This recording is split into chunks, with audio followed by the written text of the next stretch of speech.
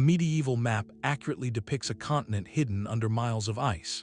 This is just one of many cartographic riddles waiting to be solved. By the end of this journey, you will see the timeline of human discovery in an entirely new light. We are going to examine parchment documents that show lands unknown to the era that drew them. We will confront the possibility of forgotten explorers and ancient knowledge that slipped through the cracks of history. How much of our past remains hidden in plain sight? The map is not merely an artifact, it is a confession. In the year 1513, an Ottoman admiral named compiled a world map on gazelle skin, a document that would lay forgotten in the Imperial Library of Istanbul for centuries. When it was rediscovered in 1929, it immediately sent shockwaves through the world of historical cartography. Here was a map from the early 1500s that depicted the coast of Brazil with uncanny precision. It showed the bulge of West Africa, the outlines of the Iberian Peninsula, and islands in the Atlantic with a level of detail that seemed to defy the navigational technology of its time. But these accurate features, as impressive as they were not the source of the greatest controversy. That honor belongs to the land drawn at the very bottom of the surviving fragment. Stretching off the southern edge of South America is a curious, craggy coastline. The map labels this region, and himself wrote notes in the margins, explaining his sources. He states clearly that he did not invent this geography. He claims to have consulted and synthesized around 20 older source maps, including some he describes as dating back to the time of Alexander the Great. This admission is the heart of the mystery. He was working from charts that were themselves centuries old, documents that have since been lost to history. The accuracy of the Amazon River and the hinted presence of the Andes Mountains on his map suggest these sources contained real, hard-won geographical knowledge. So what then is this mysterious southern land? A growing number of researchers point to a startling possibility. The coastline on the map, they argue, bears a striking resemblance to the Queen Maud Land region of Antarctica. The critical and mind-bending detail is that on this map, the land is depicted not as a frozen wasteland buried under thousands of feet of ice, but as a landmass with visible bays, rivers, and mountainous terrain. Modern seismic surveys have revealed the actual topography of Antarctica beneath its ice sheet, and the correlation with the outline is, for some, unnervingly close. This suggests the impossible, that the original source maps were drawn by someone who saw Antarctica in a temperate, ice-free state, a condition that mainstream science says last existed millions of years ago. Of course, a fierce debate surrounds this interpretation. Skeptics offer a more conventional explanation. They propose that the southern land is simply a distorted, poorly understood version of the southern coast of South America, perhaps merged with the mythical Terra, a giant southern continent that cartographers had speculated about for ages. They argue that the apparent accuracy is a coincidence, a trick of the parchment. Yet, the map's own provenance fights against a simple dismissal. Was a seasoned sailor and chart maker, he would have had access to the latest Portuguese and Spanish sailing reports from the New World. If the southern land was just a misdrawn Patagonia, why would he cite ancient Alexandrian sources for its configuration? The map forces us to confront a difficult choice. Either we accept that a 15th century admiral accidentally sketched a coastline that would not be discovered for 3 more centuries, or we must consider that he was copying from a far older, far more advanced cartographic tradition, one that remembered a world unrecognizable to modern history. This single piece of parchment opens a door, and on the other side lies not just a continent, but a forgotten chapter of human exploration. But the map is not alone in its defiance of the timeline.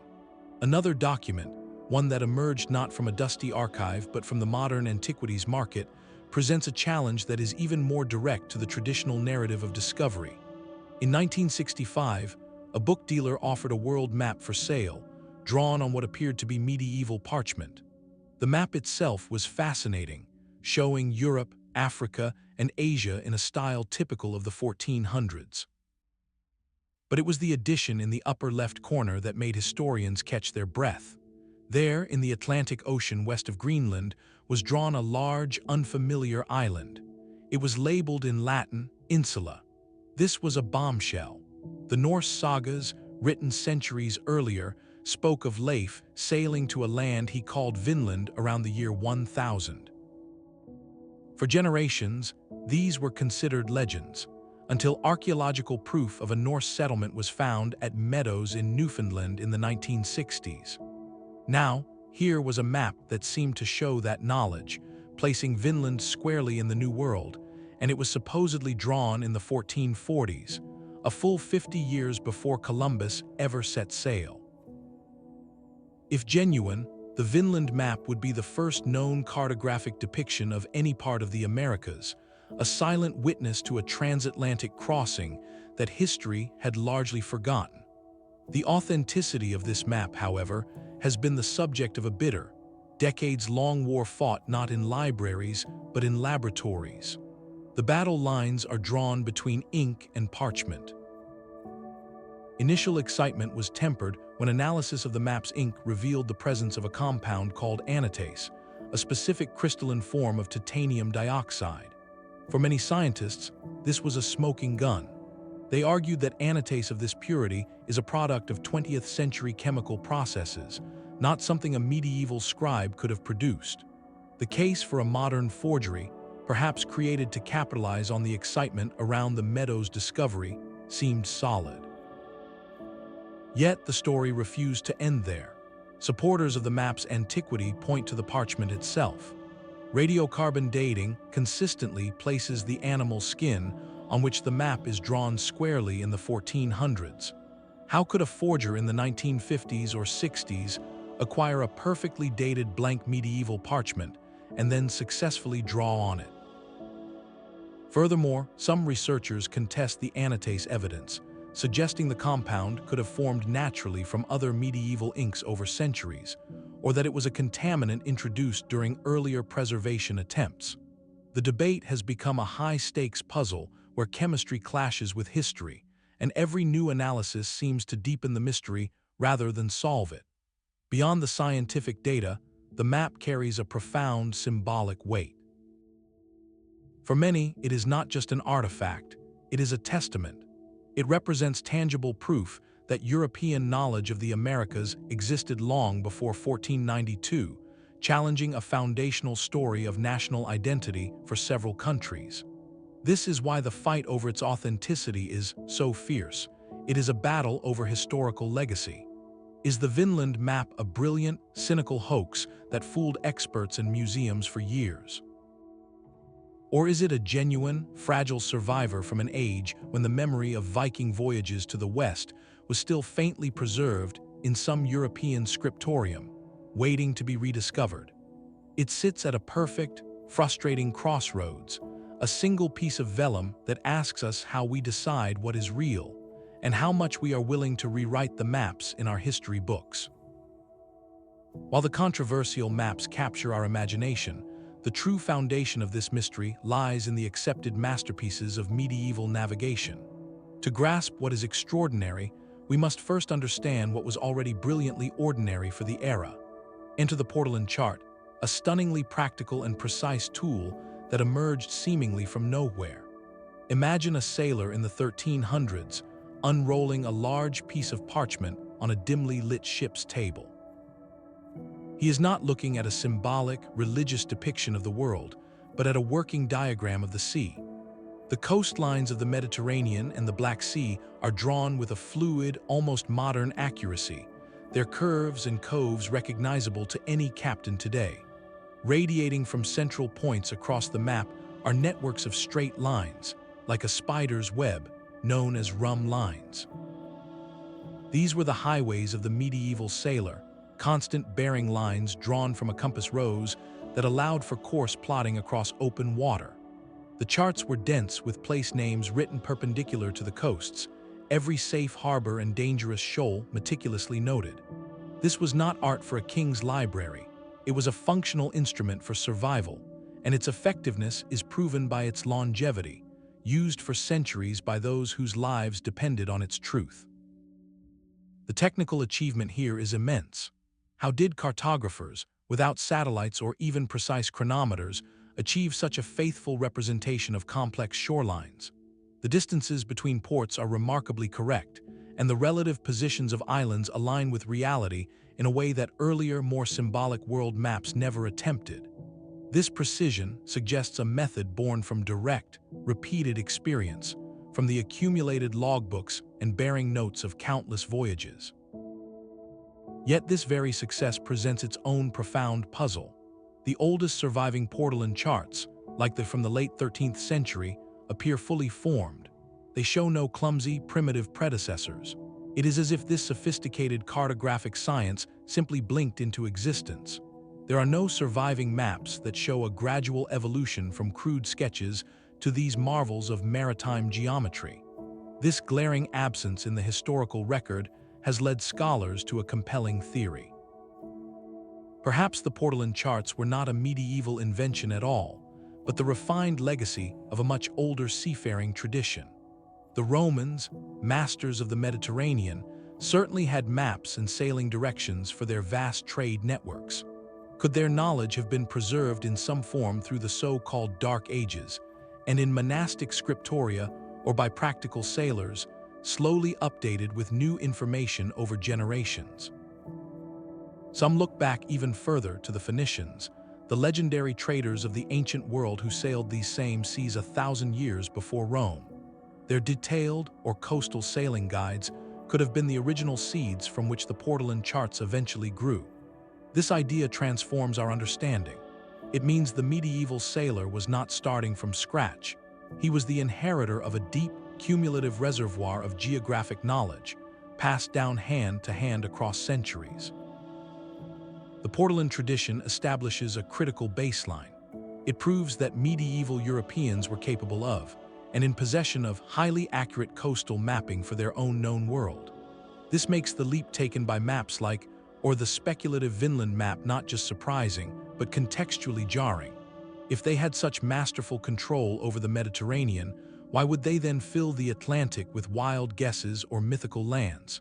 Unless, of course, they were not guessing at all. The Portolan charts show us what was possible with preserved and refined local knowledge. They force us to ask a much harder question. If this level of detail was achievable for a familiar sea, could that same meticulous empirical approach, possibly fueled by even older source maps, have been applied to shores far beyond the horizon? The quiet confidence of the Portolan chart makes the anomalies on the edges of the world feel less like fantasy and more like fragments of a much larger, lost survey. The Portolan charts demonstrated a mastery of the known seas, but what happened when that same meticulous craft was applied to the edges of the world? A map created in 1502 offers a stunning snapshot of that moment, a document so valuable it was acquired not through scholarship, but through subterfuge. This is the Planisphere, a lavish Portuguese world map that was secretly smuggled out of the country by an Italian diplomatic agent named.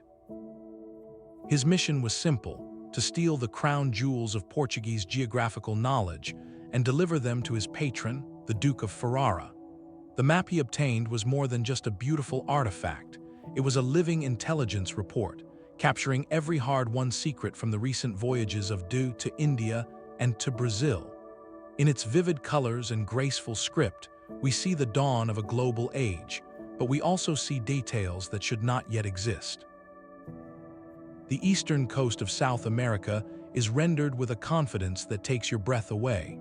It shows the bulge of Brazil with an accurate curvature, and it includes specific, identifiable features like the mouth of the Francisco River.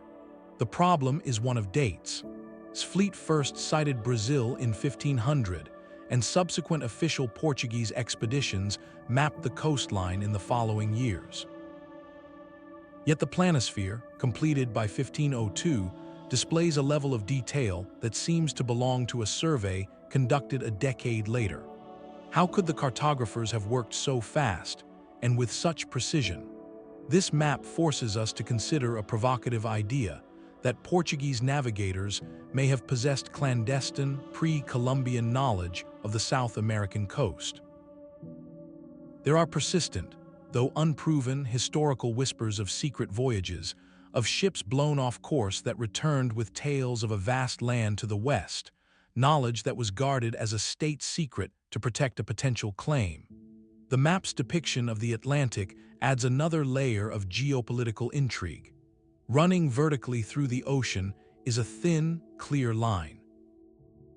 This is the demarcation line from the Treaty of the Papal Decree that divided the unexplored world between Spain and Portugal in 1494.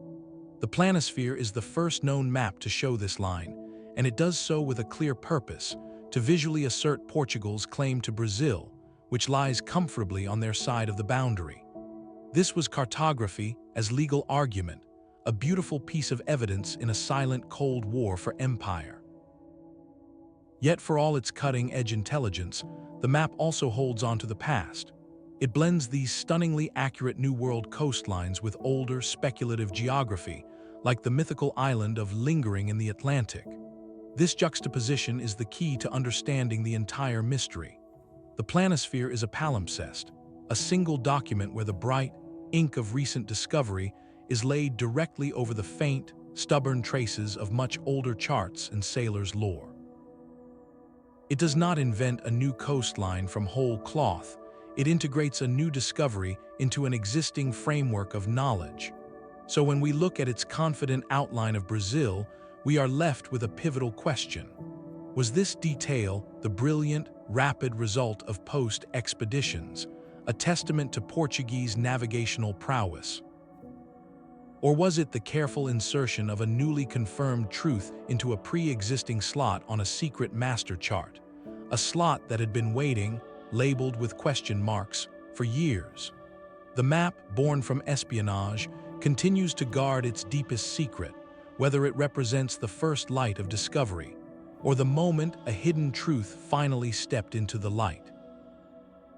The Planisphere was a state secret made visible, but another map from the same era chose a different path, one of public declaration and breathtaking speculation.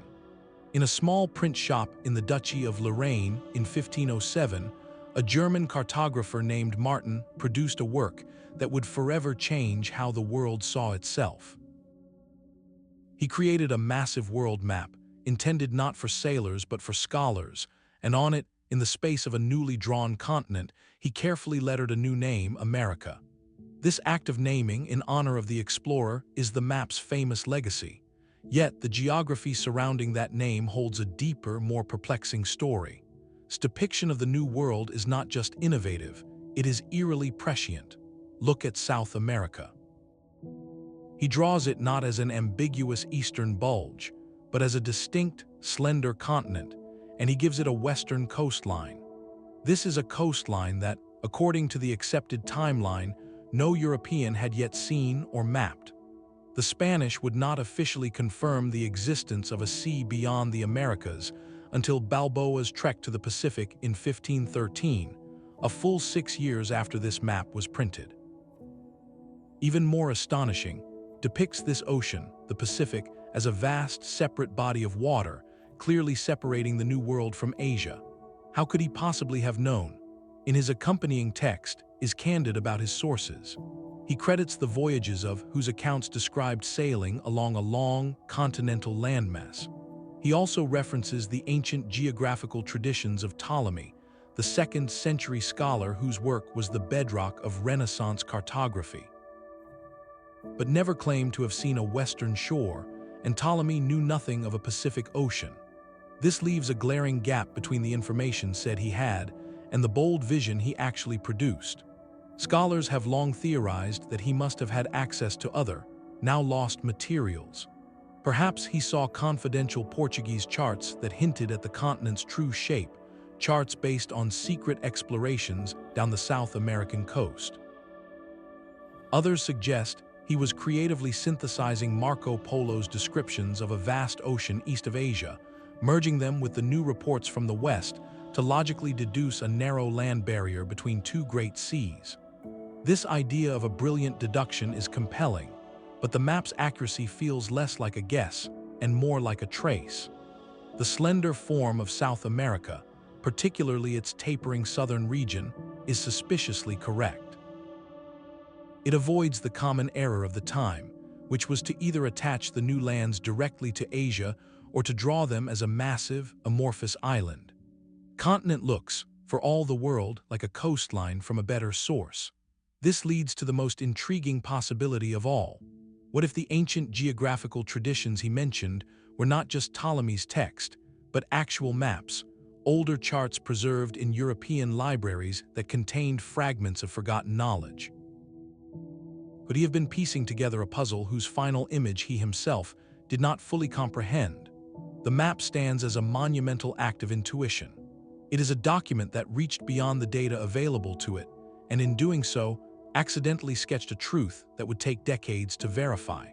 It forces us to wonder if the greatest leaps in our understanding of the world have sometimes come not from new discovery, but from the rediscovery of a much older and far more complete picture.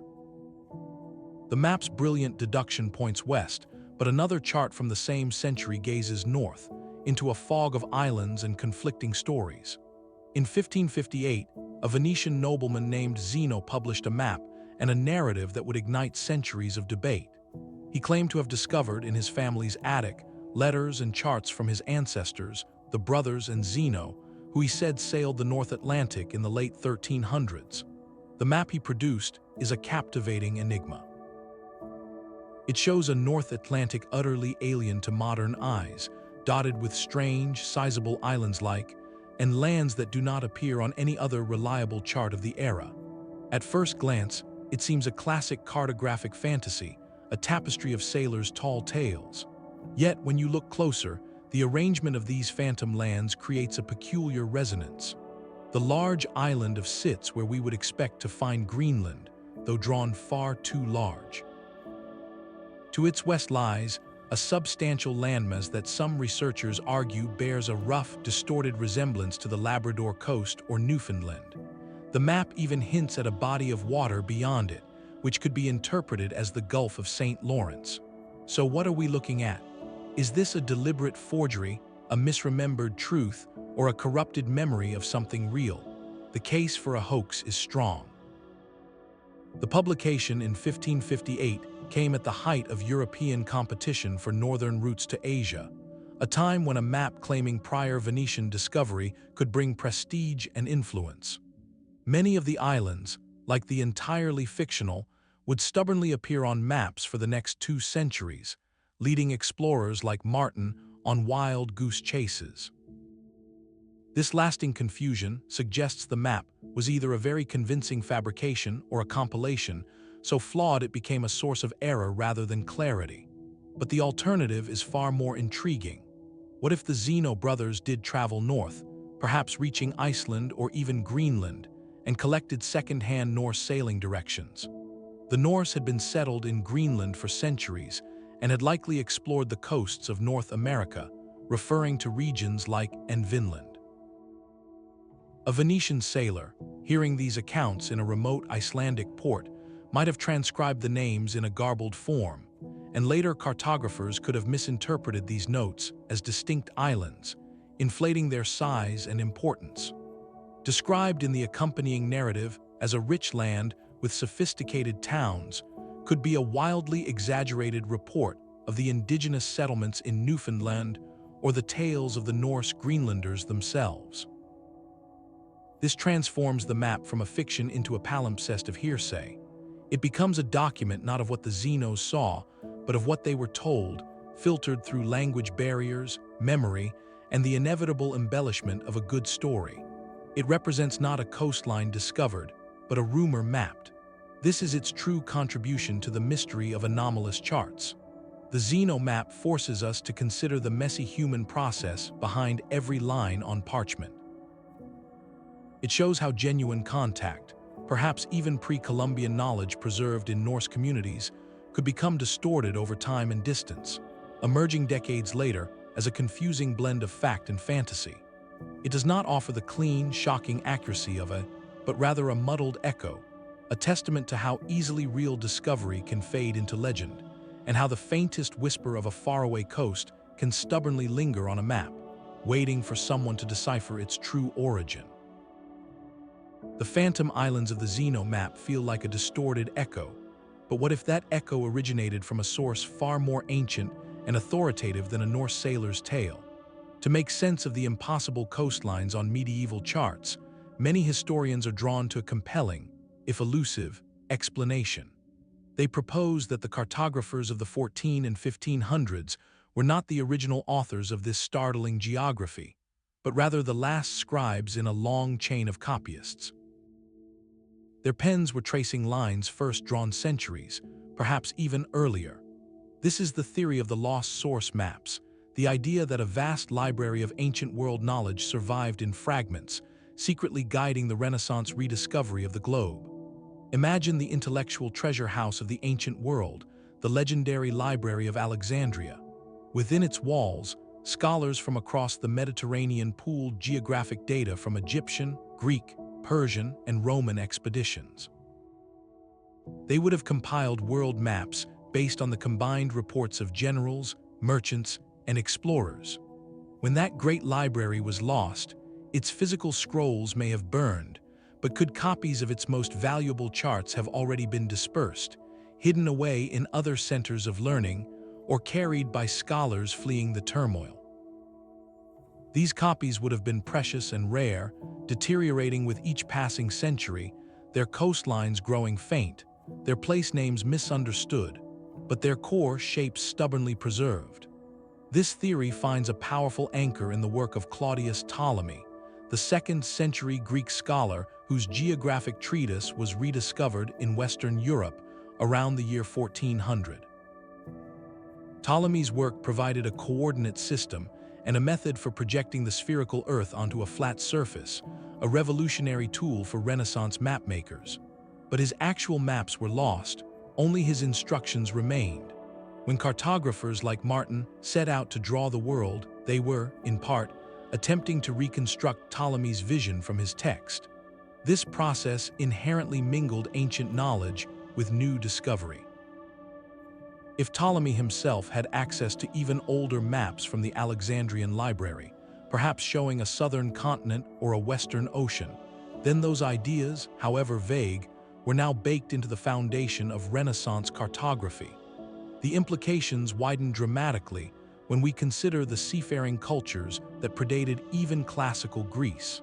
The Phoenicians, for instance, were the master traders of the Mediterranean for centuries. Their voyages took them down the coast of Africa and possibly out into the Atlantic. They kept their trade routes fiercely guarded secrets, but their detailed sailing directions there were a form of map.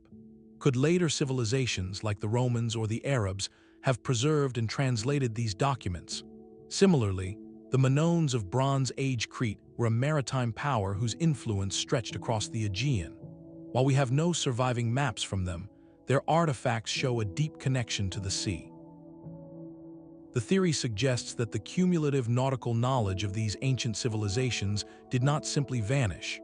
It was passed down and condensed over generations, surviving in monastic scriptoria or the private collections of Arab scholars, eventually filtering back into Europe.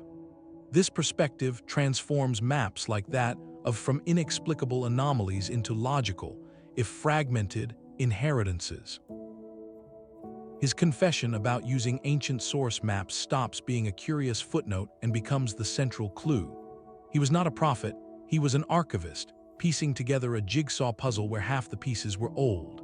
The accurate coastlines on his map were not clairvoyance, they were quotations from a much older text.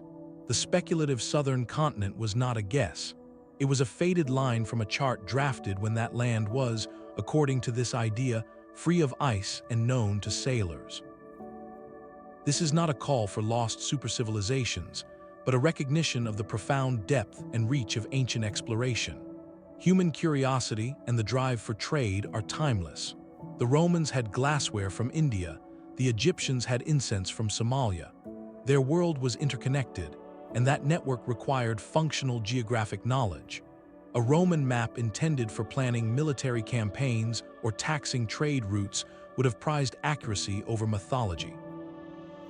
If such a map, or a copy of it, survived into the Middle Ages, it would appear as an anomaly, a burst of precision in a world of symbolic diagrams. The theory of ancient source maps ultimately asks us to reconsider the timeline of discovery. It proposes that the age of exploration was not a sudden bursting of European genius onto a blank slate, but a reawakening. It was the moment when the empirical, sea-tested knowledge of antiquity, preserved like a seed in the dark soil of forgotten libraries, finally met the new technology of the printing press and the ambitious spirit of a new age. The maps we have been examining, then, are not the first drafts of a new world, but the last, weathered copies of a very old one. Their strange coastlines are not errors, but memories, urging us to ask just how much of our planet was once known, and then quietly forgotten. Published in Paris in 1531, a world map by presents a puzzle that makes the southern land on the map look like a mere sketch. Here, the southern continent is not a tentative outline clinging to the bottom edge, it is the centerpiece. Drew a massive, detailed landmass at the bottom of his world, a continent of unmistakable shape and scale.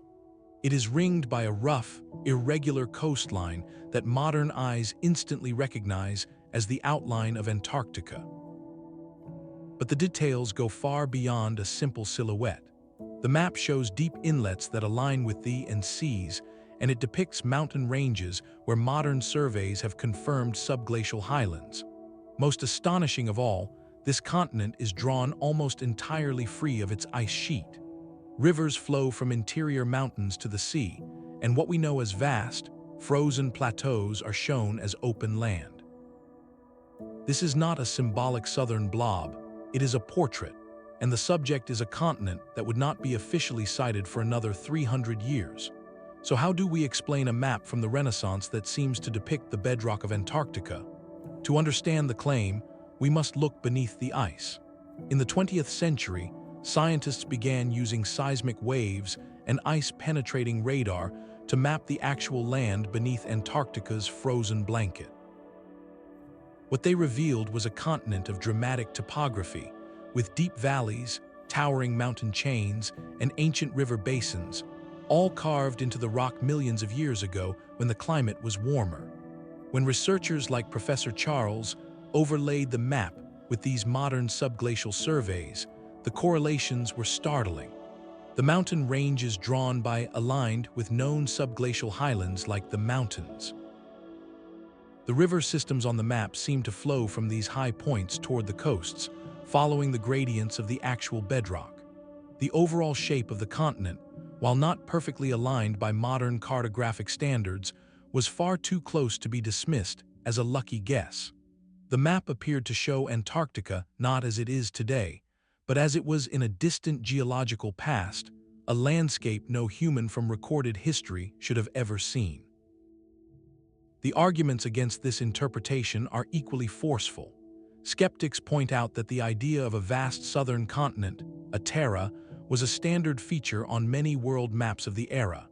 It was a philosophical necessity for many scholars, who believed landmasses in the north must be balanced by land in the south to keep the world stable. They argue, was simply engaging in the most sophisticated version of this tradition. Using reports from southern voyages that may have glimpsed the northern tip of the Antarctic peninsula or encountered icebergs, he could have extrapolated an entire continent, filling in the interior with plausible geographic features like rivers and mountains based on classical theories of landforms. The apparent accuracy in this view is a series of coincidences by selective comparison. Furthermore, the map contains clear errors, like placing South America in a distorted orientation, which suggests its overall accuracy is not flawless. So we are left with two starkly different narratives. One paints as a brilliant synthesizer, weaving together sailors' reports, classical theory, and educated guesswork to create the most convincing version of a mythical continent. The other narrative is far more radical. It suggests had access to a source map of unimaginable antiquity, a chart and over from an original drawn during a prehistoric warm period when Antarctica's coasts were green and its rivers flowed. This source would have depicted the true topography, which then faithfully reproduced, even if he himself had no idea what the landmass represented. The map forces a difficult choice. Is it the pinnacle of pre-scientific speculation, a masterpiece of wrong ideas that accidentally looks right? Or is it a fossil, a single surviving print from a lost atlas of the ancient world, showing us a coastline that vanished beneath the ice long before human civilization began? The map does not whisper its secret, it states it plainly on parchment, leaving us to decide whether we are looking at a myth or a memory. The map presented a continent without ice, but the mystery only deepens with time. Nearly 2 centuries later, a French academic would produce a chart that seems to confirm this impossible vision with even colder, more clinical precision. In 1737, the geographer, a man devoted to scientific rigor and theory, published a map of the southern hemisphere that stands as one of the most baffling documents in this entire story. Was not a speculative adventurer, he was a member of the French Academy of Sciences, a cartographer who believed geography should follow logical rules and patterns. His map of the southern polar regions is therefore not a fanciful illustration, but a stark, almost geometric diagram. It shows a landmass at the pole, but it is depicted not as a single continent, but as 2 distinct, large islands. These are separated from each other by a narrow, frozen sea that cuts from one side of the land to the other. This detail is what sends a chill down the spine of anyone familiar with modern geology. When scientists in the 20th century finally mapped the bedrock of Antarctica beneath its ice cap, they made a landmark discovery. The continent is, in fact, not a single solid landmass. A vast, deep trench, a subglacial basin, divides East Antarctica from West Antarctica. If the ice were removed, this trench would be a major seaway. The map, drawn in the 1700s, appears to show precisely this feature, a sea separating 2 land bodies at the South Pole. How could an 18th century theorist, working decades before any confirmed sighting of Antarctica, have possibly deduced this? Himself provided an explanation, one that directly ties his work back to the older mysteries we have been exploring. He stated that his polar geography was not invented, but was based on reports from earlier voyages, specifically those of the French explorer Jean-Charles, had sailed southern waters in the 1730s, searching for a giant southern continent. He famously discovered a remote, icy island, now called Island, but he never sighted the mainland of Antarctica. His account spoke of vast fields of pack ice and icebergs, but gave no description of a bifurcated continent. So what sources was actually using? He was a meticulous scholar who had access to the archives of the French Academy, which housed accounts from many explorers, including those from earlier centuries. It is plausible that he had seen or heard of much older charts, perhaps copies of maps like those of, or even the purported ancient sources cited by figures like. As a theorist, might have been attempting to synthesize these fragmented, anomalous reports into a coherent model based on his understanding of mountain ranges and river basins. He believed mountain chains formed continuous lines across the globe, and he may have extrapolated the shape of a hidden southern land from this principle, accidentally aligning with the truth. This leads to the pivotal question about his map. Does it represent an independent verification of ancient knowledge, a second, separate line of evidence that confirms a lost cartographic tradition survived into the 18th century? Or is it a spectacular instance of a lucky guess, where a scientific hypothesis, built on flawed data and theoretical reasoning, just happened to mirror a reality that would not be proven for another 200 years? The map's clinical style argues against fantasy. Was not drawing sea monsters or golden cities, he was proposing a structural model of the Earth. The chilling accuracy of his central sea suggests he was tracing something more than a hypothesis. If his only sources were vague sailor logs about ice fields, why would he draw a specific, narrow channel splitting the continent? That is an oddly precise detail to include in a purely theoretical construct. The map forces a profound consideration. It acts as an 18th century echo, a faint but clear resonance of a much older signal. It implies that the knowledge of Antarctica's true shape as a divided land did not die with the Library of Alexandria or fade on a medieval parchment. Instead, it suggests this knowledge persisted, passed along a fragile, obscure chain of scholars and archives, from the Renaissance into the Age of Enlightenment, waiting for a man of science like to give it form. His map is not a conclusion, but a haunting piece of corroboration, asking us if two separate anomalies, from two different centuries, pointing to the same impossible truth, can still be called a coincidence. But before we accept the idea of lost maps, we must confront a powerful and persistent force in the history of cartography, the human mind's insistence on order. For every line drawn from a sailor's log, another was drawn from a philosopher's principle. The concept of Terra, the unknown southern land, was not born from a ship's sighting, but from a deep-seated belief in cosmic balance. Ancient Greek scholars like Ptolemy argued that the large landmasses of Europe, Asia, and Africa in the northern hemisphere must be counterbalanced by an equally massive continent in the south to keep the world from toppling over. This was not just science, it was aesthetics, a belief that nature itself favored symmetry. This idea did not fade with Rome, it was preserved and amplified. Through the Middle Ages and into the Renaissance, the theoretical southern continent became a cartographic fixture, a blank space on the map labeled with hopeful, enticing names. It was a geographical placeholder, waiting to be filled, and fill it they did. As European voyages pushed further south, every new report was filtered through this existing expectation. A sailor's account of a distant, fog-shrouded coast, or a chart showing a large bay, could be instantly interpreted as proof of Terra's northern shore.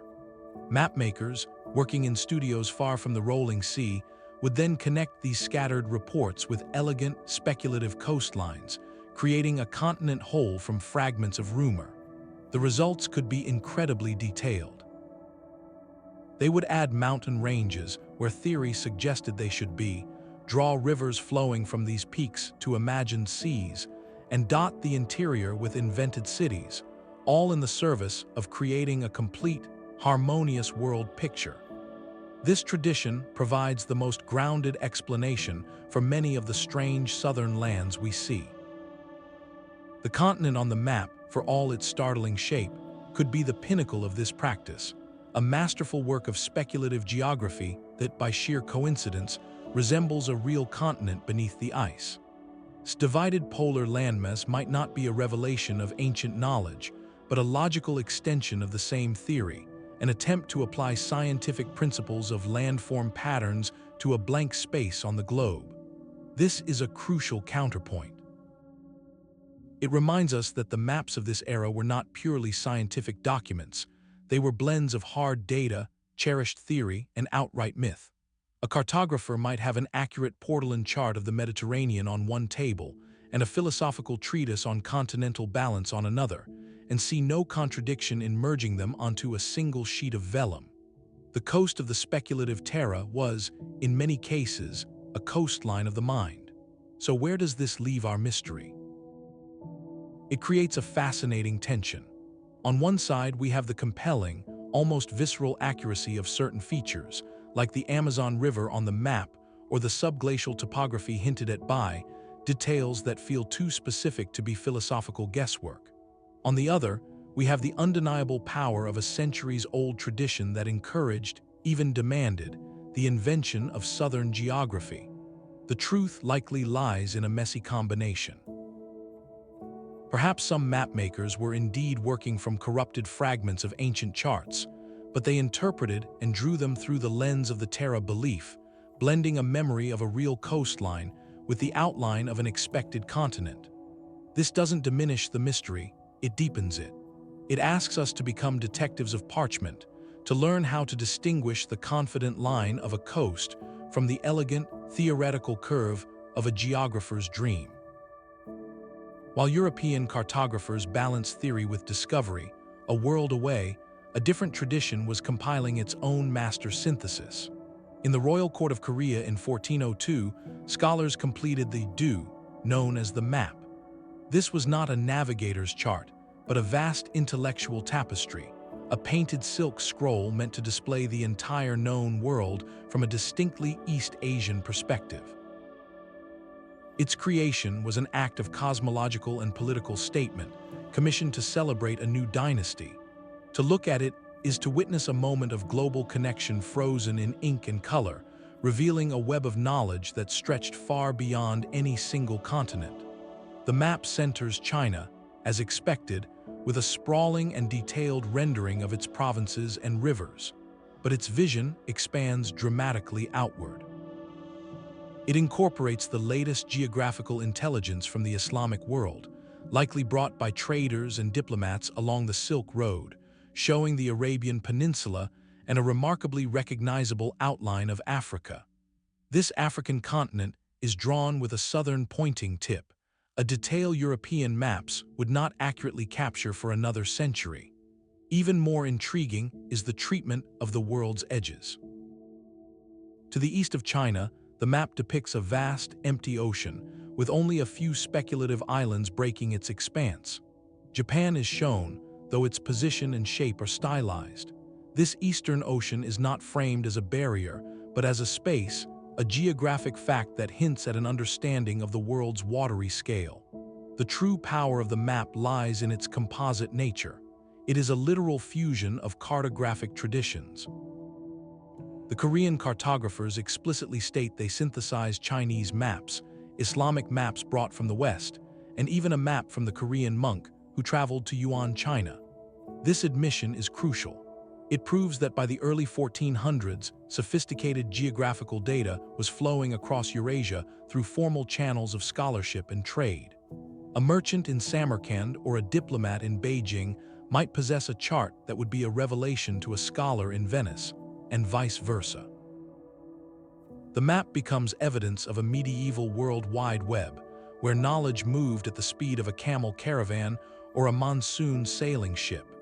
This casts the later European discoveries in a fascinating new light. When Portuguese ships finally rounded the Cape of Good Hope and entered the Indian Ocean, they were not entering a blank space. They were arriving in a world of ancient, complex trade networks where Arab, Indian, Chinese, and Malay sailors had been exchanging goods and, undoubtedly, geographical information for centuries. The accurate shape of Africa on the suggests this information had already filtered north, overland to East Asia. Could detailed knowledge of coastlines have made the opposite journey? Could charts from Indian Ocean sailors, showing the eastern coast of Africa, or even hints of land to the far south, have traveled west to the Mediterranean, eventually influencing the creators of Portolan charts or feeding the theories of men like Ptolemy? The map forces us to decenter the European narrative of discovery. It presents a world where the accurate mapping of a coastline might not have been a singular, celebrated event for one culture, but a slow, cumulative process of information sharing across many. A bay or a river mouth recorded by a Chinese explorer might be added to an Arab navigational guide, which might be by a Persian scholar, whose work might eventually be translated and adapted in a Korean court. The original source of the knowledge could become utterly lost, leaving only the accurate line on a map as a silent witness to a forgotten voyage. This interconnectedness offers a compelling alternative explanation for some of our anomalies. Perhaps the mysterious southern continent on European maps was not just a philosophical guess, but a garbled report transmitted over thousands of miles and through multiple languages of real lands far to the south known to Austronesian or Arab sailors. The map does not provide easy answers, but it expands the playing field. It tells us that to solve the riddle of a medieval map showing an impossible coastline, we may need to look not just into lost European libraries, but to the bustling ports of the Indian Ocean, the caravanserais of Central Asia, and the scholarly courts of East Asia, where the world was being pieced together from every direction long before the West ever claimed to have found it. Yet the flow of information was not solely from east to west. In the bustling maritime hub of Venice in 1559, a map was published that seemed to gather these global threads and weave them into a single, startling vision. Crafted by a cartographer named of Tunis, this world map immediately stands apart because of its shape. It is drawn on what is called a cordiform projection, meaning the entire world is framed within the elegant, symbolic outline of a heart. This was not a practical chart for sailors, but a philosophical and artistic statement, a reminder that maps are as much about worldview as they are about coastline. Yet, within this ornate, heart-shaped frame, the geography presented is anything but purely symbolic. When you examine the Pacific coast of the Americas, the details become deeply puzzling. The map shows the western shoreline of North America with a specificity that seems to belong to a much later era. Most strikingly, it depicts a narrow body of water separating Asia from the northwest tip of the American continent. To modern eyes, this is unmistakably the Bering Strait. The problem, of course, is one of dates. The first confirmed European voyage to enter the Bering Strait would not occur for another 200 years, with the expeditions of Bering in the 1720s. So how did a Tunisian cartographer working in Venice in the mid-1500s know to draw it? The map is a fascinating blend of the accurate and the mythical. Alongside this seemingly prescient strait, it also includes legendary locations like the Seven Cities of, the fabled golden cities that Spanish explorers were desperately seeking in the American Southwest at the time. This combination is the key to understanding the document. It was not created in a vacuum, but was a synthesis, pulling from every source of geographical gossip and hard data available in the Mediterranean at that moment. Was an Ottoman scholar, and his work points directly to the rich, parallel stream of cartographic knowledge preserved in the Islamic world. For centuries, Arab and Persian geographers had been compiling and refining maps based on their own trading networks, which stretched from the Atlantic coast of Africa to the islands of Southeast Asia. The Ottoman Empire, as the inheritor of much of this tradition, served as a vast clearinghouse for global information. Venetian merchants, constantly trading with Ottoman ports, would have been a primary conduit for this knowledge to seep into Europe. This opens a compelling possibility. Could the accurate depiction of the Bering Strait on this map be evidence of knowledge that reached the Islamic world through a different, older channel? Some researchers point to the accounts of early Arabic explorers or traders who may have ventured north via the Silk Road, gathering reports from Siberian peoples who were aware of the narrow crossing to another land. Others suggest an even more ancient source, perhaps fragments of maps from classical antiquity that showed a land bridge or strait between the continents, knowledge that was preserved in Arabic translations of Greek texts lost to the West. The map's heart-shaped projection itself is a clue to its intellectual heritage. This style was pioneered by European mathematicians earlier in the century, showing that it was actively engaging with the latest Western cartographic techniques. He was not simply copying an old Islamic map, he was performing a fusion, taking the European framework and populating it with a hybrid set of data that blended recent Spanish discoveries from the New World with much older geographical lore from his own cultural background. So, what are we to make of the Bering Strait on his map? It likely does not represent a secret Ottoman voyage of circumnavigation. Instead, it may represent a brilliant piece of deductive cartography. If a scholar had access to reports describing both the east coast of Asia and the west coast of the Americas, and if those reports suggested both landmasses extended far to the north, it would be a logical conclusion that they either joined or came very close together. The mapmaker, following the classical preference for enclosing seas with land, might have chosen to depict a narrow strait rather than an open, unknown ocean. In this light, the map is not a snapshot of a discovered coastline, but a calculated hypothesis about the shape of the world, one that happened to be correct. It stands as a powerful testament to the interconnected intellectual ferment of the 16th century, where a Tunisian cartographer in Venice could combine Ottoman, European, and possibly ancient data to produce a vision of the globe that was, in its own ornate and heart-shaped way, decades, even centuries ahead of its time. The heart-shaped world reminds us that every map is an argument, a vision of reality filtered through the beliefs and biases of its creator. This brings us to a crucial, and often uncomfortable, question that hangs over every one of these enigmatic documents. How many of these astonishing coastlines are genuine windows into the past, and how many are clever illusions born from forgery or our own hopeful interpretations? Skepticism is not a dismissal of mystery. It is the essential tool that keeps the search for truth honest. We must confront the very real possibility that some features, or even entire maps, are not what they seem. The modern story of these charts is just as much a story of scientific scrutiny and psychological pitfalls. Take the powerful force of confirmation bias, the human tendency to interpret ambiguous information in a way that confirms our pre-existing beliefs. When we look at a faded, centuries-old drawing of a southern landmass, our minds are primed to make connections. We might unconsciously emphasize a bay that aligns with a modern map, while overlooking a mountain range that is completely out of place. This is not deceit. It is simply how our pattern-seeking brains work. We see what we want to see, especially when the possibility of a lost history feels so compelling. This tendency is amplified by the physical nature of the maps themselves. Parchment stretches and warps with age. A coastline drawn freehand centuries ago is not a precise digital coordinate.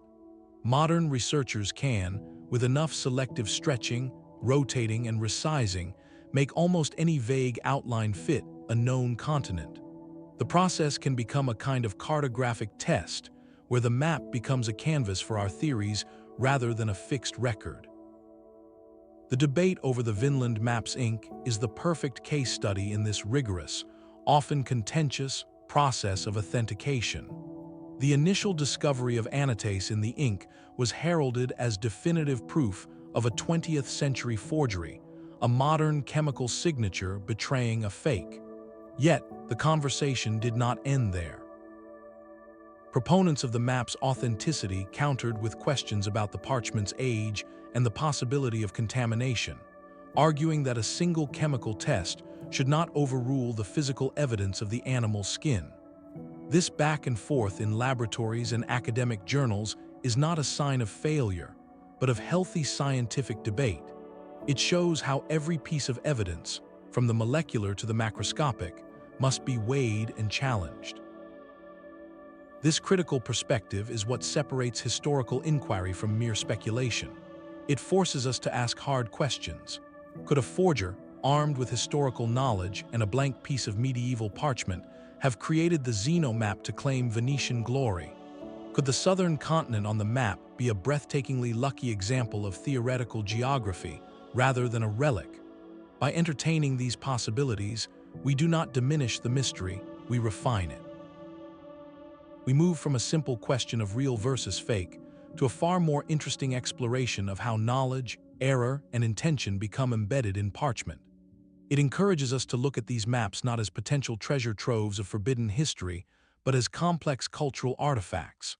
Each one is a layered document, possibly containing traces of real exploration, fragments of ancient texts, the philosophical assumptions of its era, and the inevitable errors of copying and translation. Our modern task is to carefully peel back those layers, understanding that the most extraordinary claim, a medieval map of Antarctica, requires the most extraordinary and resilient evidence. This balanced view ensures our sense of wonder is guided by reason, allowing the truly inexplicable details to shine all the brighter against a background of rigorously examined doubt. A map is a promise, but archaeology demands proof. For every tantalizing line on parchment, there exists a parallel search in the earth and under the sea, a quest for physical objects that could anchor these cartographic mysteries to solid ground. This pursuit moves us from the scholar's study to the muddy trenches and ocean depths, where the evidence is not ink, but stone and metal. Among the most debated of these terrestrial puzzles is the Newport Tower in Ireland. This curious, round stone structure stands in a quiet park, its origins shrouded in local legend. Built from rough fieldstone, it features arches and columns that, to some eyes, evoke medieval European architecture rather than colonial American design. The traditional history attributes it to the early colonial governor in the 17th century, yet its exact purpose remains unclear. Could it be a windmill, a watchtower, or something else entirely? Alternative theories propose a far older origin, suggesting it was built by Norse explorers centuries before Columbus, perhaps as a church or a navigational aid.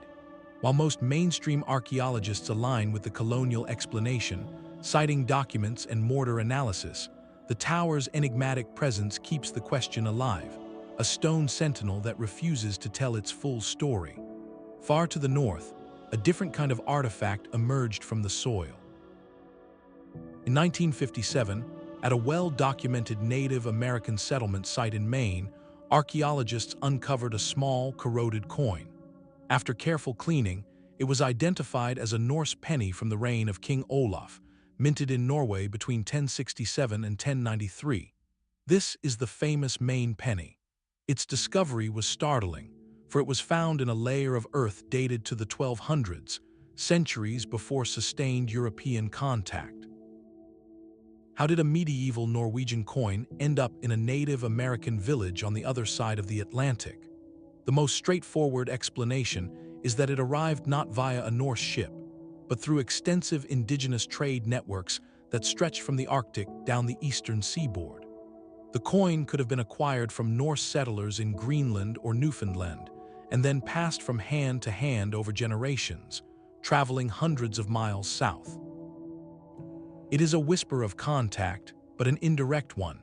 It proves that objects could move across vast distances, yet it does not itself prove that a Norse explorer stood on that exact spot in Maine. It is a clue, but not a conclusive one. The search extends beneath the waves, where some of the most dramatic claims have been made. Over the decades, there have been reports of potential ancient shipwrecks in the Americas, such as Roman amphorae reportedly found in waters off Brazil or a mysterious stone structure beneath Lake Michigan. These stories capture headlines and imagination, suggesting a sunken fleet from antiquity met its end on a shore it should never have known. Yet, the scientific community approaches such claims with extreme caution. The ocean is a relentless destroyer of wood and a cunning concealer of objects. Natural stone formations can mimic man-made structures, and the provenance of artifacts raised from them is notoriously difficult to verify without a pristine archaeological context. Many of the most sensational finds have been disputed or explained as modern losses, accidental depositions from later shipwrecks, or simply misinterpretations of geology. The absence of a definitively pre-Columbian Old World shipwreck in New World waters remains a significant hurdle for theories of sustained ancient contact. It is the missing, smoking gun that would turn intriguing speculation into settled history. This is the critical tension at the heart of the entire mystery. A single, unequivocal archaeological discovery, a ship's hull with Roman construction techniques in a Brazilian bay, or a clearly medieval European foundation beneath a pre-Columbian layer in New England, would instantly transform the conversation. It would provide a tangible anchor point. Suddenly, a southern coastline on a Renaissance map could be re-evaluated not as a philosophical guess or a myth, but as a possible record of a real voyage whose physical evidence we have finally found. The map would shift from being an anomaly to being a potential piece of corroborating evidence, a footnote that suddenly made profound sense. Yet, that definitive discovery has remained elusive. The evidence we have is fragmentary, ambiguous, and often hotly contested. It exists in a frustrating gray area, compelling enough to suggest fascinating possibilities, but not concrete enough to rewrite the textbooks. This very absence is what keeps the debate alive and vibrant, firmly in the realm of historical mystery. It allows the maps to retain their power, not as proven records, but as profound questions written on skin and paper, urging us to keep looking, to keep digging, and to wonder what other secrets the past has yet to yield. Phantom Islands were not mere decorations on a medieval chart, they were destinations. Among the most persistent of these spectral lands was Brazil, a name that echoes down to us in the modern nation of Brazil, yet its origin lies in a very different kind of dream. Celtic legend spoke of a mystical island cloaked in mist, visible only once every 7 years, a place of advanced beings and eternal peace. This enchanting tale, carried by Irish monks and sailors, was so compelling that cartographers began drawing it with unwavering certainty, a circular island often placed in the Atlantic west of Ireland. Expeditions were launched to find it. Ships' logs from the 15th century record captains setting sail for the coordinates of Brazil, returning only with tales of fog banks and elusive shores. The power of this myth was such that it earned a permanent, confident spot on navigational charts for centuries, a testament to how deeply story could shape geography. Another legendary traveler left his mark on the parchment, Saint Brendan the Navigator. This Irish monk was said to have embarked on an epic voyage in the 6th century, seeking the promised land of the saints.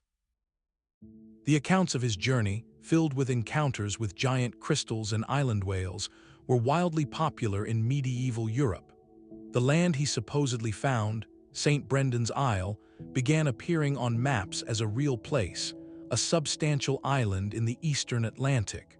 For generations of cartographers, it was not a myth to be questioned, but a documented discovery to be recorded. This reveals a critical truth about the medieval mind. The line between pious legend and empirical fact was often beautifully and confusingly blurred. A map was a record of all known truths, and the truths of faith were considered as solid as the truths of the sea. Then there was, perhaps the most influential phantom of them all. Its legend was born from a different kind of story, one of refuge and lost riches. As Muslim forces advanced into the Iberian Peninsula in the 8th century, a tale spread that 7 Christian bishops had fled west across the ocean, founding 7 magnificent cities on a distant island. This island, or the Island of the 7 Cities, became a potent symbol of a lost Christian utopia waiting to be reclaimed. On maps, it was drawn as a large, rectangular island, often with 7 distinct bays or settlements marked along its coast. Its placement shifted over time, but it was consistently shown far out in the Atlantic, a tangible goal for explorers. The legend directly fueled the age of exploration. It was one of the explicit objectives given to Christopher Columbus, and later explorers like would search for the 7 cities in the deserts of North America. This is where the mapmaker's brush creates its most fascinating illusion. When a Spanish caravel finally made landfall in the Caribbean, what did the captains and cartographers see? They had a chart that showed the mythical in the Western Ocean. Now, they had real islands, the Bahamas and the Greater Antilles like Cuba and Hispaniola. In the rush to make sense of the New World, a profound conflation occurred. The real islands were often identified with, or mapped directly over, the location of the legendary. A coastline invented from hopeful legend was now being traced over by a coastline discovered by a ship. To a later historian, looking back, this creates a mirage of accuracy. It can appear as if the medieval mapmaker knew of the Caribbean islands long before they were officially discovered. But in reality, it was a case of a pre-existing slot in the geographical imagination being filled with a newly found truth. The myth created the category, and the discovery filled it. This process of conflation is the essential key to deciphering many anomalous maps. It forces us to ask a subtle but vital question when we see an unexpected landmass on an old chart. Are we looking at a fragment of a lost explorer's genuine report, or are we looking at the confident outline of a collective dream? A place that was so deeply wished for that it demanded to be drawn, waiting patiently for a real coastline to eventually give it form. The Phantom Islands teach us that every map is a conversation between what is out there and what we believe should be out there. To understand the strange coastlines, we must first learn to listen for the echoes of Brazil, St. Brendan, and the Seven Cities, for their whispers shape the world as much as any sailor's log. The margins of the map are not silent borders, they are a confessional. In his own elegant Ottoman script, the Admiral provides a detailed commentary, a cartographer's blog post from the year 1513. He does not leave us to guess, he tells us directly how this map came to be. He writes that to create this work, he consulted and compared approximately 20 existing charts, and this single admission transforms the document from a solitary masterpiece into a collaborative mosaic, a final layer in a stack of older, now vanished knowledge. Among these sources, he makes a claim that still echoes through history.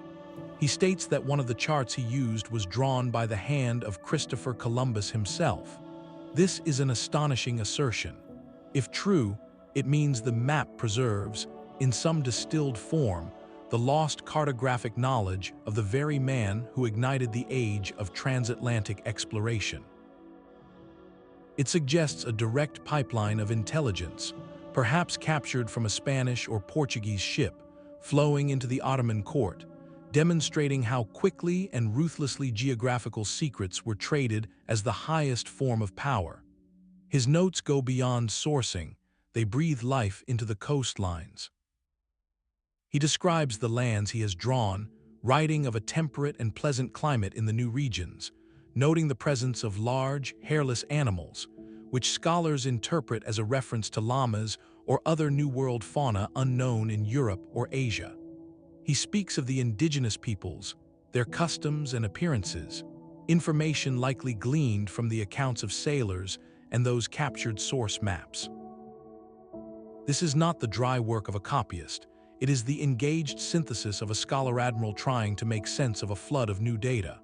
He is curating a global report, stitching together Portuguese charts of Africa and India, Arab maps of the Indian Ocean, and these startling new depictions of the Western Atlantic. Then comes the line that ignites the deepest mystery. Amidst his citations of contemporary explorers, makes a passing, yet monumental, reference. He claims that among his 20 sources were maps dating from the time of Alexander the Great. This is a leap back over 18 centuries. Was this merely a rhetorical flourish, a way to lend antique authority to his work, much like a modern author might cite Plato or Aristotle? Or was it a factual statement? Constantinople, where worked, was the inheritor of the Eastern Roman Empire. Its legendary imperial libraries were repositories for ancient Greek and Roman texts, painstakingly preserved through the ages. It is entirely plausible that genuine Ptolemaic or even older world maps, and on parchment, survived there.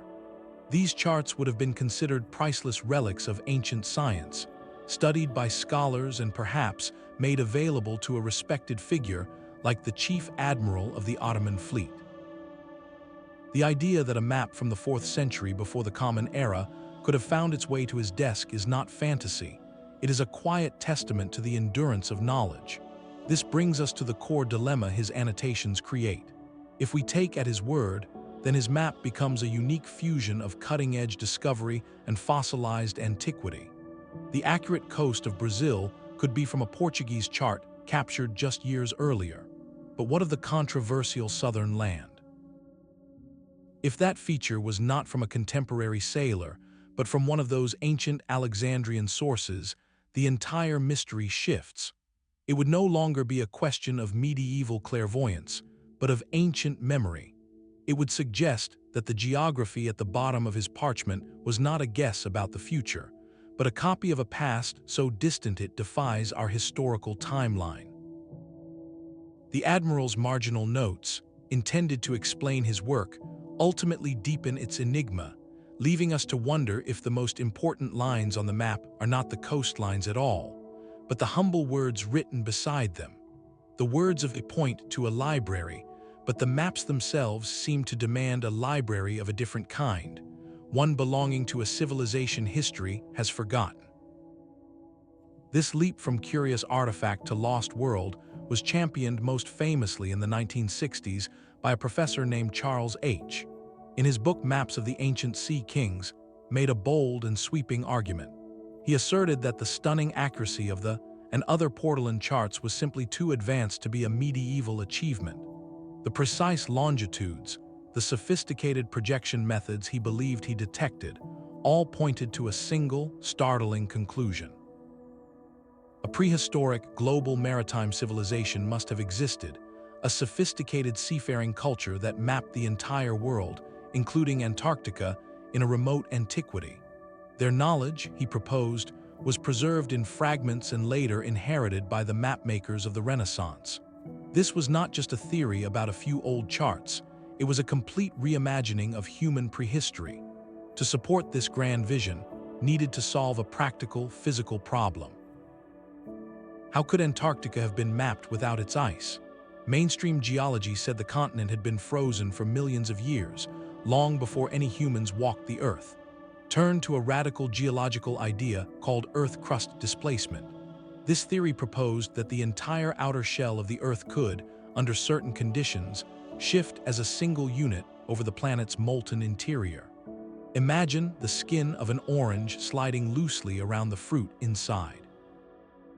In its model, a catastrophic displacement some 12,000 years ago moved large portions of the crust. What was once at a temperate latitude, with a climate suitable for human exploration, suddenly slid to the frigid South Pole, freezing over rapidly. Conversely, land that was frozen became temperate.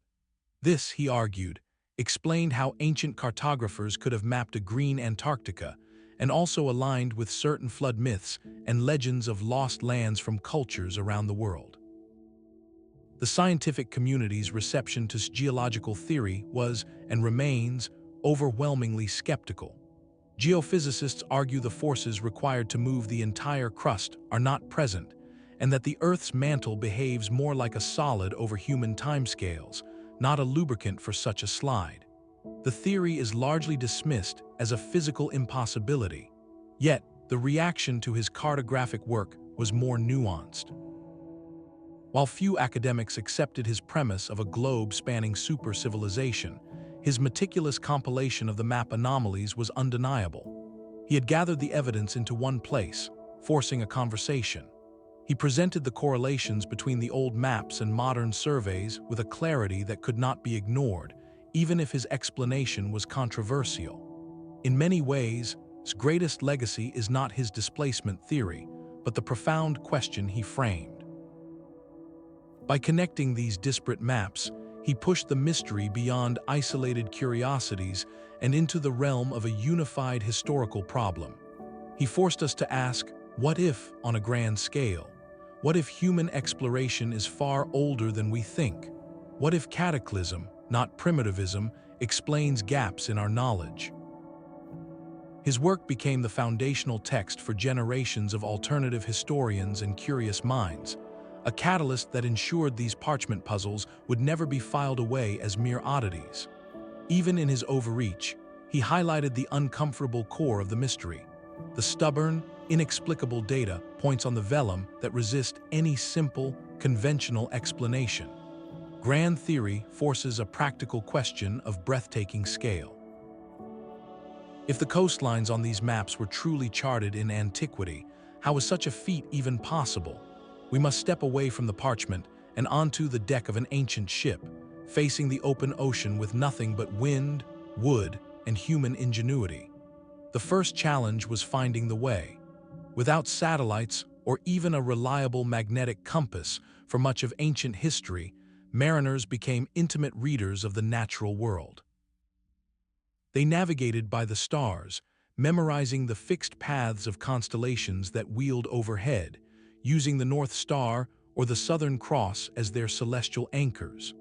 They learned the language of the sea itself, observing the patterns of swells, the color and temperature of currents, and the flight paths of seabirds, which could indicate the direction of land dozens of miles away. Polynesian voyagers, masters of this art, crossed thousands of miles of the Pacific using only these signs, holding complex mental maps of islands and ocean swells passed down through chants and stick charts. The technology of the ships themselves is often underestimated. The Phoenicians built sturdy vessels with deep hulls capable of carrying heavy cargoes across the Mediterranean and down the African coast. Roman grain ships were vast. These were not primitive rafts, but sophisticated craft representing the pinnacle of their era's engineering, capable of voyages lasting months if properly provisioned. The real mystery deepens not with the sailing, but with the surveying. Imagine a crew making landfall on an entirely unknown continent. To translate that ragged, endless coastline into a map required a painstaking, generational process.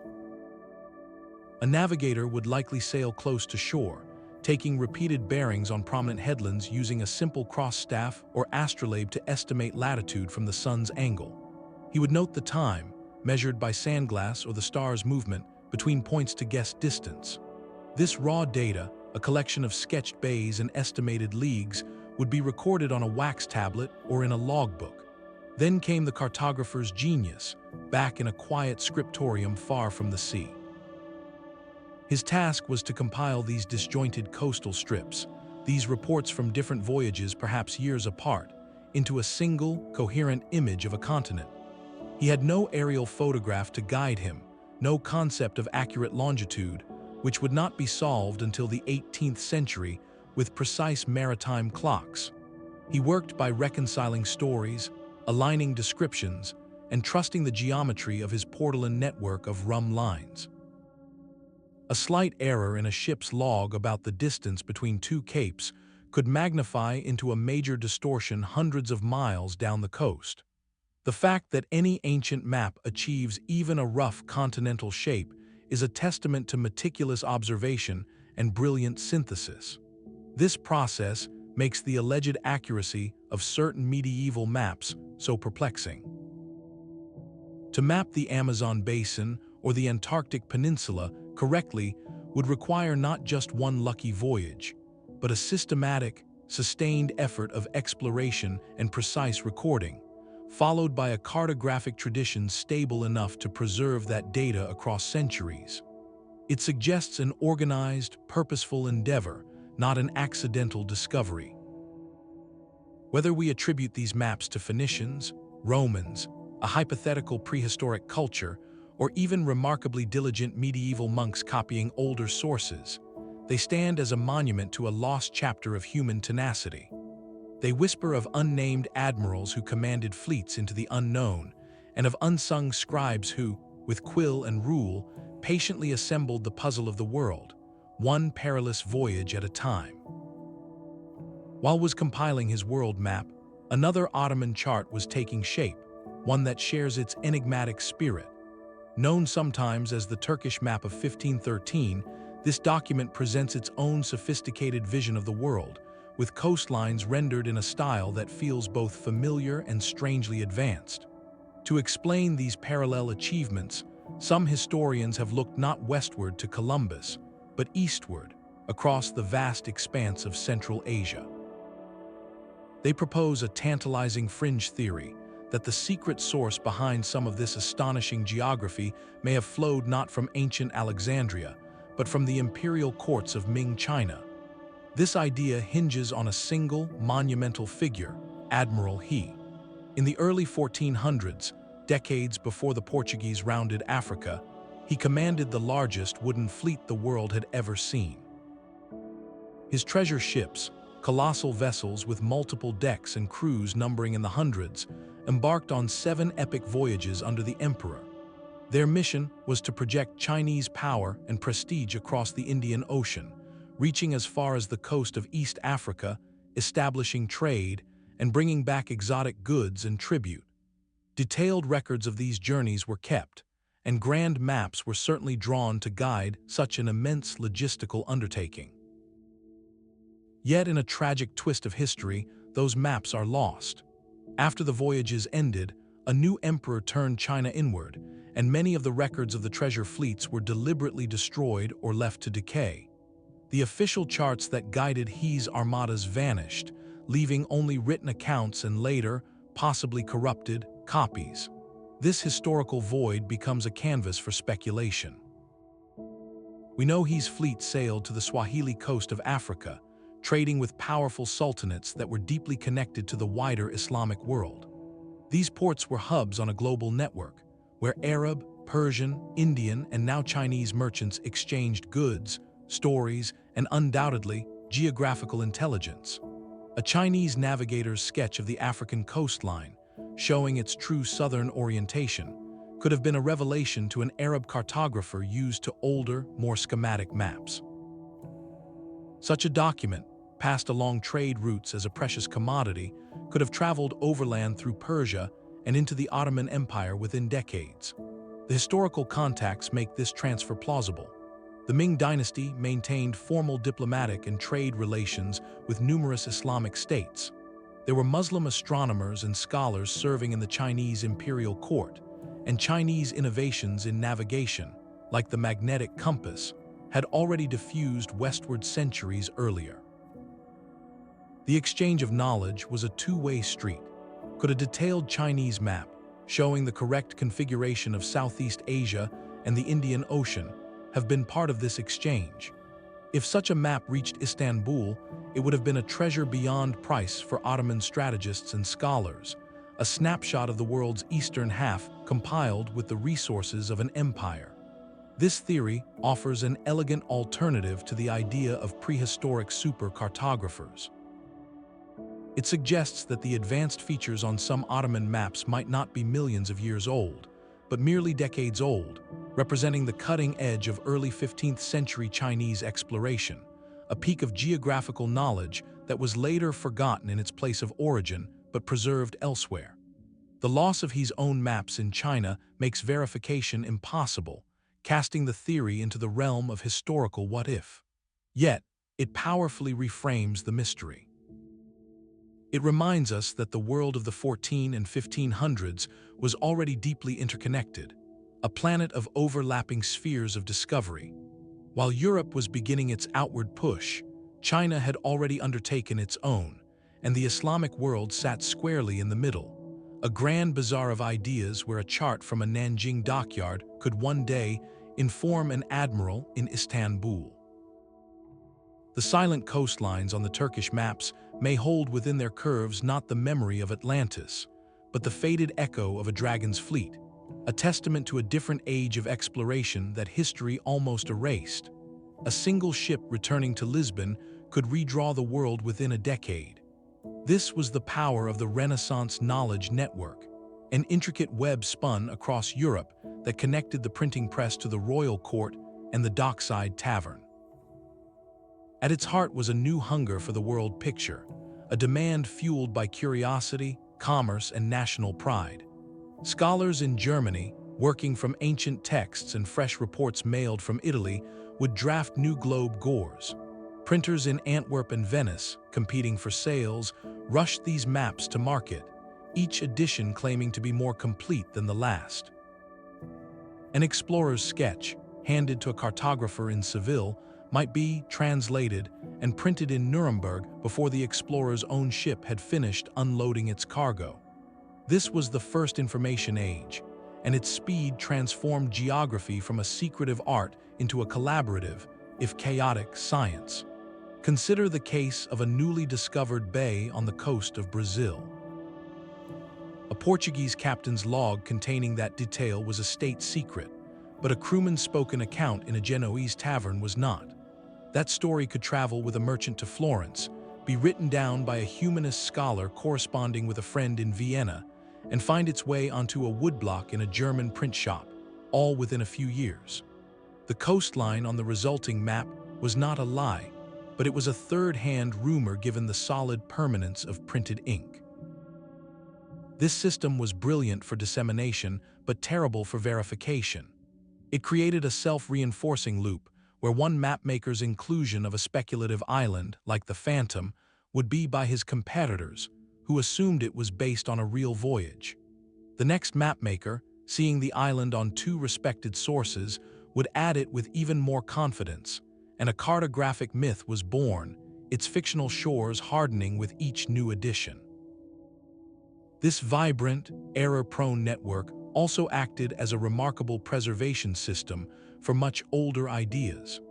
A Renaissance scholar rediscovering a Ptolemaic manuscript in a monastery library would not dismiss its strange southern continent as a myth. He would see it as lost wisdom to be integrated. He would combine it with the latest sailors' reports, creating a hybrid geography where the fresh, accurate outline of Africa might sit beside the ancient, theoretical shape of a landmass from the 2nd century. In this dynamic environment, the source of a coastline lost all meaning. A line on a map could be a precise observation from last year, a 1,000-year-old philosophical guess, or a corrupted memory of a Norse saga, and to the person drawing it, they were all potentially valid data points. This explains the dual nature of the maps from this explosive period. They show both breathtaking leaps in accuracy and stubborn persistence of error, because they were products of the same feverish, connected, and wonderfully indiscriminate machine. The community was not trying to deceive. It was trying to compile, to leave no piece of the puzzle, however old or uncertain. Out of the grand picture, it was assembling one printed sheet at a time. The lines on parchment meet the grid of the satellite. This is the moment of truth in cartographic detective work, where speculation is measured against the unyielding geometry of the modern globe. Scholars and researchers employ a powerful, yet deceptively simple, tool, the overlay. By digitally placing a scanned image of an ancient map onto a modern projection, they can perform a visual autopsy, examining every curve and contour for signs of prior knowledge. The process begins with an acknowledgement of medieval limitations. Early mapmakers had no concept of precise longitude, and their scales were often inconsistent, stretching or compressing distances based on the importance of a region or the size of their parchment. To find a meaningful comparison, the analyst must gently manipulate the old map, scaling it, rotating it slightly, perhaps correcting for a known distortion, all in an attempt to see if its essence aligns with reality. When the alignment is compelling, the effect is startling. Take the case of the map's depiction of South America.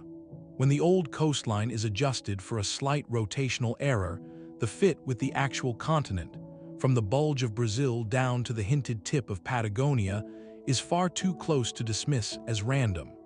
It suggests the source navigator possessed a genuine sense of the continent's proportions, a skeletal understanding that later copyists preserved.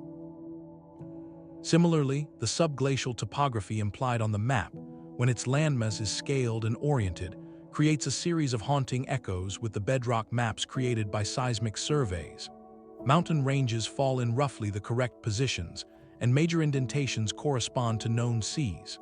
These are the moments that give researchers pause, the visual correlations that feel less like chance and more like a faded tracing. Yet this powerful tool carries a profound risk, the temptation of the perfect fit. The human mind is a pattern recognition engine, and it is incredibly easy, with enough digital stretching and warping, to make almost any vague shape conform to a known coastline. This is where rigorous methodology separates historical inquiry from wishful thinking. A serious cartographic historian applies strict rules. They ask if the adjustments being made are historically plausible. Was the mapmaker known to use a particular projection or scale that would explain the distortion? They look for multiple points of congruence, not just one or two capes that happen to line up. A true correlation will show consistency across an entire region, a family resemblance in the shape.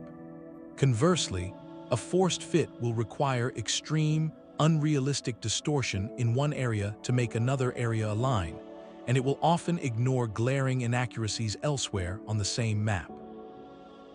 The phantom island on the Zeno map, for instance, can be stretched to resemble Iceland, but doing so completely dismantles the rest of the map's geography, turning the North Atlantic into an unrecognizable jumble. That is a sign of a dead end, not a discovery. The most valuable insights come from those who use this tool with disciplined skepticism. These researchers are not seeking to prove a predetermined theory, but to understand the mapmaker's sources and errors.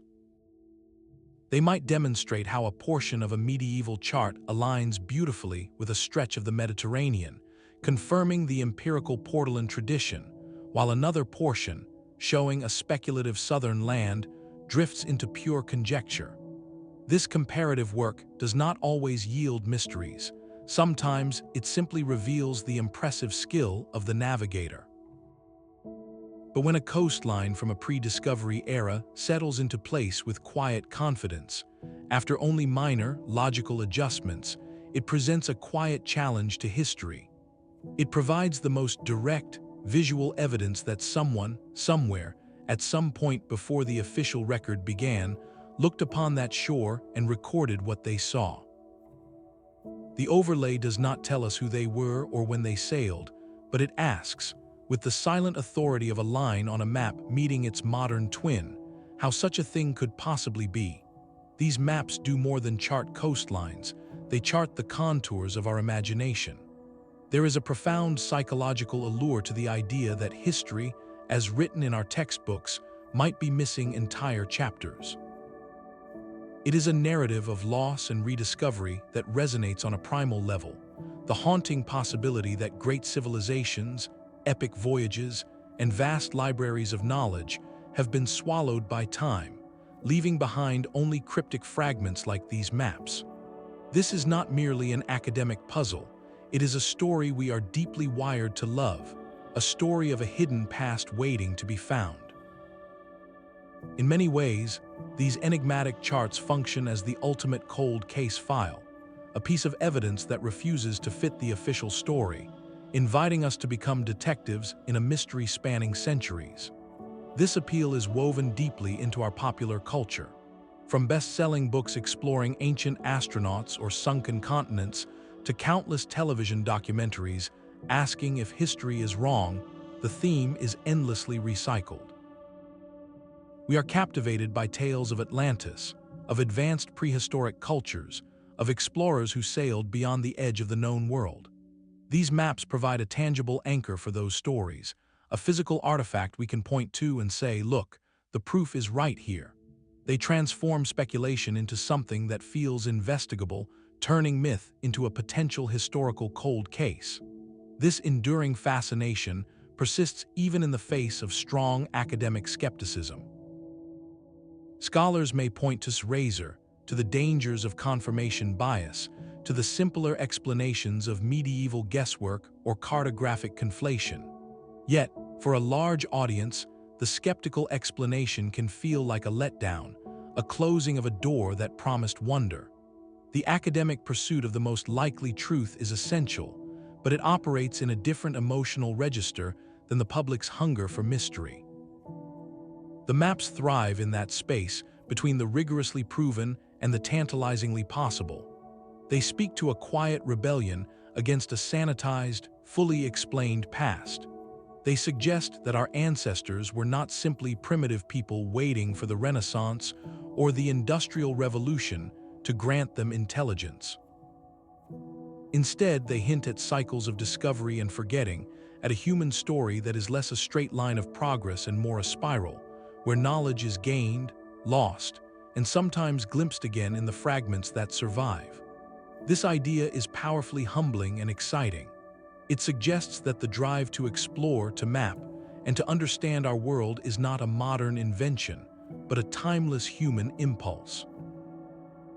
Perhaps a Roman admiral felt the same awe looking upon a new coastline as an astronaut feels gazing at the Earth from orbit. The maps, in their silent, faded lines, become a bridge across those generations, connecting us to the curiosity of people we will never know. Ultimately, the mystery of the anomalous maps endures because it feeds a fundamental human need for wonder. It keeps the past alive as a place of possibility, not just a sealed record. It allows us to look at a standard map of the world and feel a shiver, wondering what other coastlines, now confidently drawn, might once have been considered impossible, and what other secrets might still be hiding in plain sight, waiting for the right set of eyes to see them not as errors, but as messages from a forgotten age. The mainstream view of cartographic history offers a powerful and elegant counter-narrative, one built not on mystery, but on the documented ingenuity of the human mind. This perspective, held by the vast majority of academic historians, asks us to see these maps not as fragments of a lost world, but as brilliant achievements of their own time. The foundation of this view rests on the known. The stunning accuracy of the Portolan charts, for instance, is no longer seen as a sudden invention, but as the logical culmination of centuries of practical Mediterranean sailing. Generations of sailors kept detailed logbooks, recording bearings and distances between ports. This hard-won, empirical data was gradually compiled and refined in port cities like Genoa and Majorca, creating a living database of coastal geography that was translated into those precise, rum-lined charts. There was no need for a secret ancient source. The source was the sea itself, patiently yielding its secrets to those who sailed it. When it comes to the New World, the conventional explanation points to the breathtaking speed of the information age that dawned after 1492. The voyages of Columbus and others generated a flood of new geographical data. This information raced across Europe through diplomatic networks, merchant reports, and the newly invented printing press. A map like the Planisphere, smuggled out of Portugal in 1502, is a perfect example. It shows a detailed Brazil not because of pre-Columbian knowledge, but because Portuguese expeditions mapped that coast intensively in the years immediately after landing. In this light, the rapid appearance of accurate coastlines is a testament to European navigational skill and the ruthless efficiency of Renaissance espionage, not to forgotten libraries. The southern continents, like the one drawn by, are interpreted through the lens of powerful intellectual tradition. The idea of Terra, a great southern land needed to balance the northern continents, was a philosophical fixture for over 1,000 years. When mapmakers received vague reports of southern lands from voyages that might have glimpsed the tip of South America or encountered Antarctic icebergs, they naturally fit these fragments into the pre-existing template.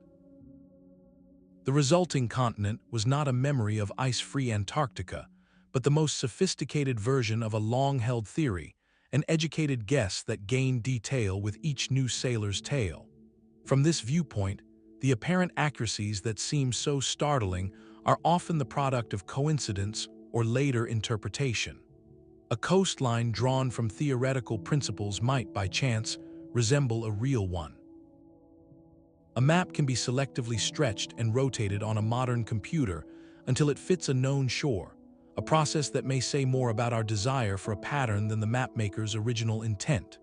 The debate over ink composition, as with the Vinland Map, shows how later tampering or chemical changes can create false mysteries. What looks like an anomaly, scholars argue, is usually a testament to the optimism of the interpreter, not the prescience of the cartographer. This consensus view ultimately celebrates the medieval and Renaissance mapmakers on their own terms.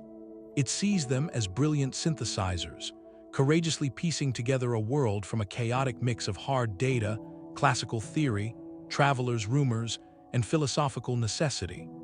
They worked with the best information available, and their maps were dynamic works in progress, constantly updated as new reports arrived. This narrative requires no lost civilizations, no catastrophic crustal shifts, no globe spanning prehistoric navies. Instead, it finds wonder in the documented human capacity for observation, deduction, and artistic synthesis. It presents a history where the maps are fully explained by the vibrant, connected, and intellectually ambitious world that produced them. This is a satisfying and evidence-rich story, one that closes the door on the supernatural and opens a window onto the remarkable ingenuity of our not-so-distant ancestors. The evidence lies scattered like pieces from different puzzles, each compelling yet refusing to form a single, clear picture. On one side of the scale, we must place the specific and the visceral. There is the unnerving subglacial topography on the map, where mountain ranges and river basins align with features buried under miles of ice, a correlation that feels too intricate to be pure philosophical guesswork. There is the map's confession of ancient Alexandrian sources, a direct claim from the admiral himself that he was working from charts far older than his own time. And there is the stubborn, recurring theme across centuries, from the heart-shaped world of to the clinical diagram of, that hints at a divided southern continent long before modern science confirmed it. These are not vague shapes, they are precise echoes, and echoes imply an original sound. The other side of the scale holds the weight of human nature and documented history. The power of the Terra tradition was immense, a 1,000-year-old idea that shaped how every new report from southern waters was interpreted. The vibrant, error-prone Renaissance knowledge network could turn a sailor's tavern tale into a printed coastline within years, granting rumor the permanence of fact. And we cannot dismiss the very real risk of clever forgery or later tampering, where modern desires can project meaning onto old parchment, or where a skilled hand might create a document to serve pride or profit, as the debate over the Vinland Map's ink so vividly illustrates. This is the realm of coincidence, conflation, and confirmation bias, forces just as powerful as any ancient voyage. So where does the balance finally settle? The most honest answer may be that it never does, and perhaps it should not. The solution likely does not lie in choosing one grand theory over all others, but in acknowledging that all these forces were at play simultaneously. Imagine a 15th century scriptorium. On the desk lies a newly arrived, crudely drawn sketch from a Portuguese caravel that just returned from Brazil. Beside it rests a crumbling parchment from a monastic archive, showing a strange southern landmass from a text attributed to Ptolemy.